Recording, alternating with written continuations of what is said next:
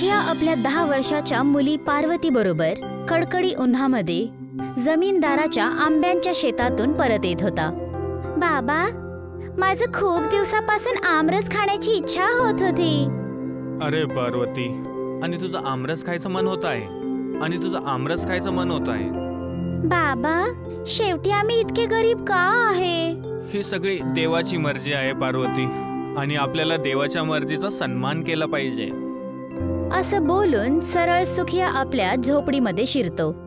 झोपडीच्या आत प्रवेश करतानाच त्याची बायको बिंदू ओरडताना सुखियाकडे बघून बोलली, फक्त आपल्या मुलीला हेच सगळं शिकवत राहा।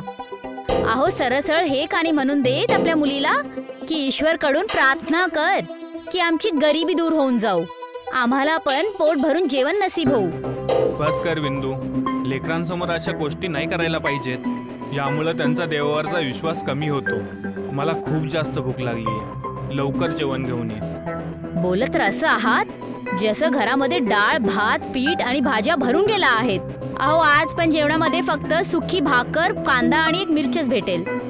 बिंदू, जेवणामध्ये जे काय मिळेल त्याचा सन्मान केला पाहिजे।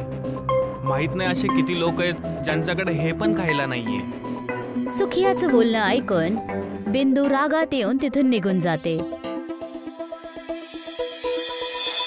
रात्रीच्या वेळेस पार्वती आपल्या आईला बोलली, आई, मी दुसऱ्या मुलांना आमरस खाताना बघते तर माझं पण खूप मन करतं। अगं बाई, माझं पोर, मी किती अभागण आहे की मी तुला आमरस पण विकत नाही घेऊन देऊ शकत। पण तू काळजी करू नकोस, मी तुला उद्या आमरस खाडूनच राहील।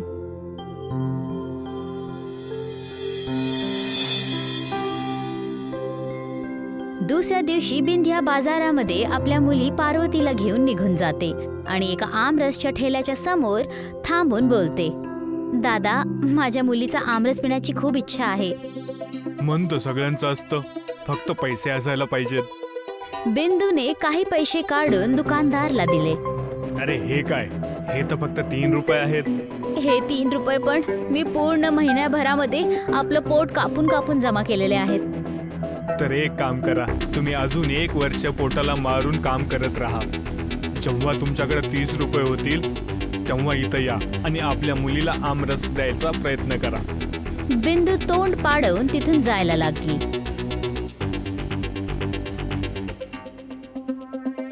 आई, तो दुकानदार तुझ्याशी किती वाईट प्रकाराने बोलत होता। आपल्यासारख्या गरिबांची किस्मत मध्ये हेच लिहिलेलं असतं पार्वती, पण तू काळजी करू नकोस। आज तर मी तुला आमरस खाडवूनच राहील। चल माझ्या बरोबर। कुठे आई? तुझे बाबा जमीनदाराच्या शेतामध्ये काम करतात ना, तिथे झाडांवर खूप सगळे आंबे लागलेले आहेत। काही जमीनदाराच्या झाडावरून आम्ही 3-4 आंबे नाही तोडू शकत? बिंदिया आपल्या मुलगी पार्वतीला घेऊन आंब्याच्या बगीचेमध्ये पोचली। अगं आई, हे तर किती सुंदर सुंदर आंबे लटकत आहेत, एकदम पिवळे पिवळे। ह्यांना खाऊन तर खूप मज्जा येऊन जाईल। बिंदियाने 3 आंबे तोडले आणि मग तिथे जमीनदार आपल्या साथी कालिया आणि कल्लू बरोबर तिथे येऊन पोचला। अच्छा, तरी पण मी म्हणत होतो माझ्या बागेमध्ये आंबे दररोज का कमी होत आहेत? तुझ्या भिकारी पतीवरती दया खाऊन मी त्याला कामासाठी ठेवलं होतं। मी काय त्याला याच्यासाठीच कामासाठी ठेवलं होतं? त्याची बायको आणि मुलगी तर चोरी करेल? असं नका करू जमीनदार साहेब, माझ्या मुलीचं आमरस पिण्याची खूप इच्छा आहे। पैसे नव्हते तर विचार केला की तुमच्या शेतांमधून 2-3 आंबे तोडून आपल्या मुलीला खाडो। शेवटी मूलच तर आहे ती। अशा प्रकारे तर गावामध्ये 100 पेक्षा जास्त भिकारी फिरतायत, तर जमीनदाराला आपले सगळे आंबे त्या भिकाऱ्यांमध्ये वाटायला पाहिजेत, हो ना? तेव्हा जमीनदारने तिथे बिंदूच्या नवऱ्या सुखियाला बोलवलं आणि सगळी घटना सुखियाला सांगताना बोलला, आता तू सांग सुखिया, तुझ्या मुली आणि बायकोसोबत काय करायला पाहिजे? तुला माहित आहे जे माझ्या बागेतून आम चोरतं, मी त्याच्यासोबत काय करतो? माझी बायको चोर नाहीये जमीनदार साहेब, ती फक्त माझ्या मुलीचं मन ठेवण्यासाठी इथपर्यंत आली होती। बघत काय आहे जमीनदार साहेब, ह्या तिघांना मारून मारून धक्के देऊन बाहेर काढा। जमीनदार लईच काहीतरी बोलून पार्वती, सुखिया आणि बिंदूला आपल्या शेतातून बाहेर ढकलतो। ते तिघे जण रडत रडत आपल्या झोपडीकडे निघून जातात। पण दुसऱ्या दिवशी जमीनदार कल्लू आणि कालिया त्यांच्या घरी येतात. जमीनदार साहेब, काल तुम्ही मला, माझ्या मुलीला, माझ्या बायकोला जनावरासारखं मारलं. आता इथं काय घ्यायला आलात? सुखिया, तुझी मुलगी आणि बायको माझ्या बागेमध्ये कधीपासून चोरी करतायत ते माहित नाही, आणि या चोरीमध्ये तू पण सामील असशील. तू माझं खूप जास्त नुकसान केलं आहेस. बस करा जमीनदार साहेब, आमच्यावर असा आरोप नका लावू. नुकसानची भरपाई करण्यासाठी मला तुमची ही झोपडी पाहिजे. तुम्ही तिघं हे गाव सोडून आत्ता चालल्या जा. जमीनदार कल्लू आणि कालियाने बिंदू, सुखिया आणि पार्वतीला त्यांच्या झोपडीमधून बाहेर हकललं. ते तिघे जण रडत रडत गावाच्या जंगलाच्या मधोमधी जाऊन उभे राहिले. तुम्ही तर देवावर आस्था ठेवता ना, आता काय झालं? मी आपल्या मुलीचं मन राखण्यासाठी 3 आंबे काय तोडले, त्याच्या बदल्यामध्ये त्या जमीनदाराने आम्हाला एवढी मोठी सजा दिली.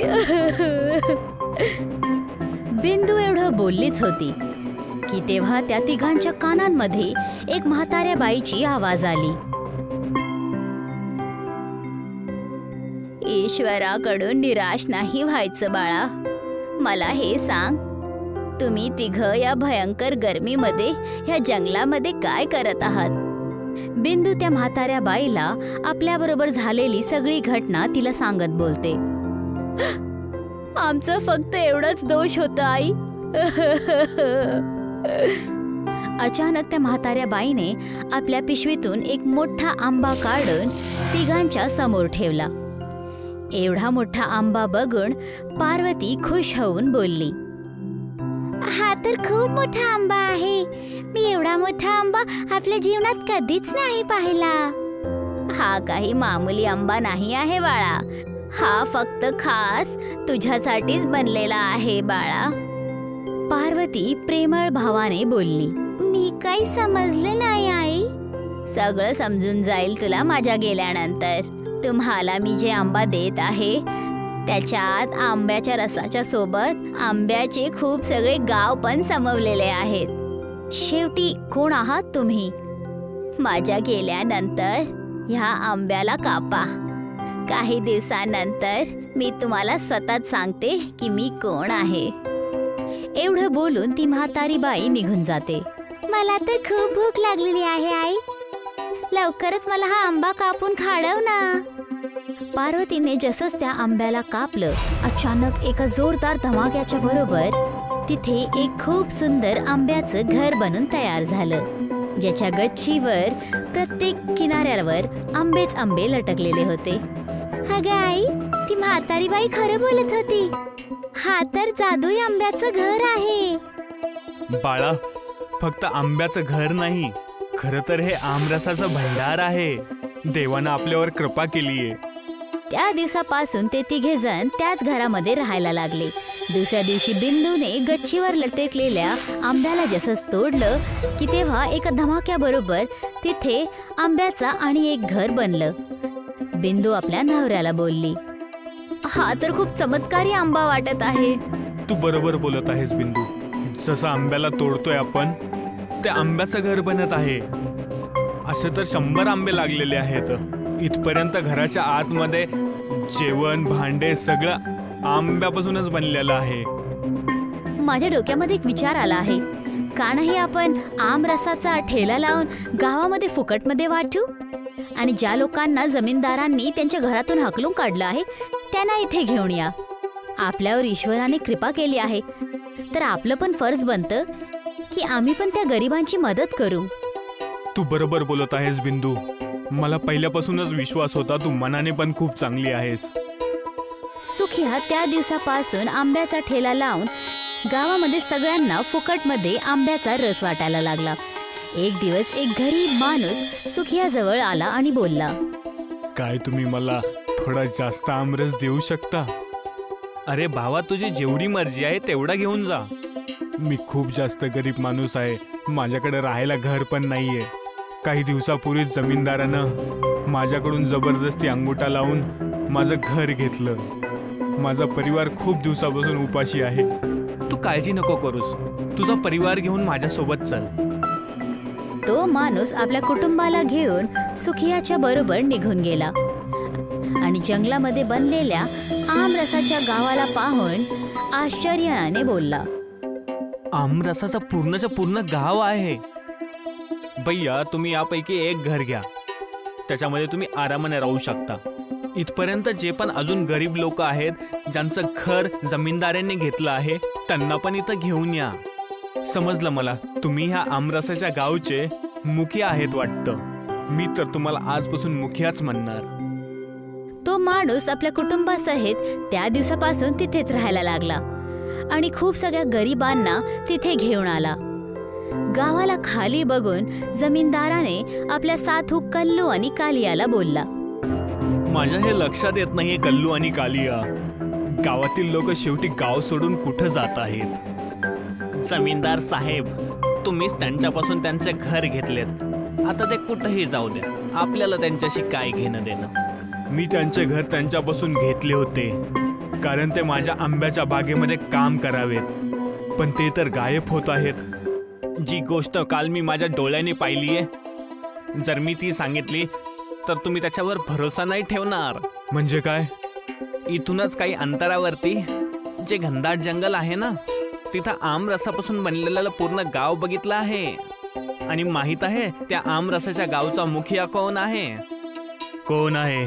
सुखिया.